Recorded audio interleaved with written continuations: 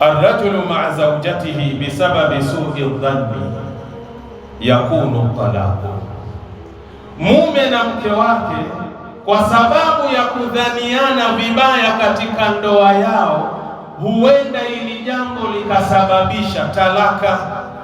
Wa yahullu alfiraqu, na ikapatikana njia ya kutengana hawa wanandoa wawili. Wa yahduthu ma la yuqaqu, na yakatokea kwenye ndoa yao yale mambo ambayo hayatakiwi kisheria. Wasababu suu dhanni, na sababu inayopelekea ndoa hiyo kuharibika ni ile dhana ya mmoja katika wanandoa iliyokuwa mbaya wakati wanadhaniana.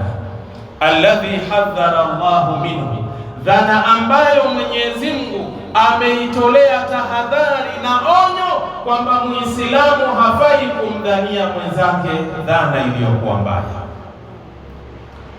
Mfano, baada salati aljumaa, umetoka unakwenda zako nyumbani kwa ajili ya kupata chakula cha mchana. Wakati unaingia ndani ya nyumba yako, unamkuta mke wako anawasiliana na mtu, lakini mtu huyo humjui. Baada ya wewe kutia mguu tu ndani ya nyumba, mke wako ile simu ameikata haraka. Hebu niambie ndugu yangu katika imani, ni dhana gani ambayo kwamba itatembea kwenye akili na fikra zako dhidi ya mke wako? Bila shaka huyu mwanamke kuna mwanamume ambaye anaongea naye. Kwa nini ameniona mimi naingia, ameshtuka, amekata simu? Kwa nini usimdhanie kheri? Huenda labda ni mazungumzo baina yake yeye na familia yake.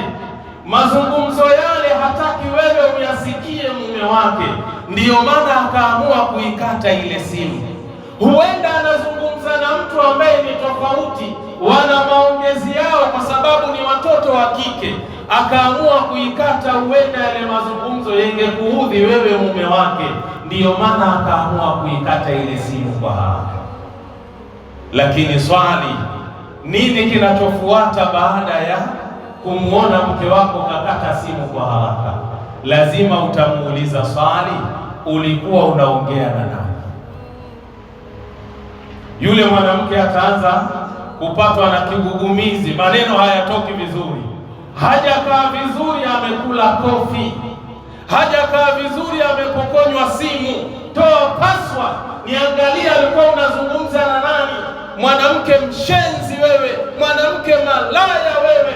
Yani mimi naangaika kwa sababu yako wewe, kwa sababu ya watoto wangu, alafu kumbe kuna mwanamume mwingine pembeni ambaye huwa anatembea na wewe. Tayari ushamdhania vibaya. Sasa ndugu yangu, hapa pana ndoa kweli? Ndoa haiwezi kwenda. Mathalan, mke wako kenda kuoga shehe, wakati ameingia bafuni, mara pap yaingia message kwenye simu yake. Message ambayo kwamba inayoingia yasema, asante baby kwa mchezo wa jana, umenifurahisha.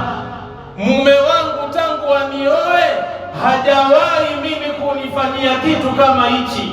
Najuta kwa nini nimechelewa kukujua na kukufahamu. Nisingeolewa na taira na gumegume kama hili, halijui lolote. Subhanallah. Wewe uko wapi wakati huo? Uko kitandani umeshika simu ya mke wako, alafu mke wako ndio yuko bafuni anafanya nini? Anaoga. Hebu niambie ndugu yangu katika imani, ujumbe huu ambao uloingia hapa, hakutajwa jina mke wako, ni namba geni mke wako hana, ni ujumbe tu umeingia. Wakati yule mwanamke anatoka bafuni, nini kinachofuata?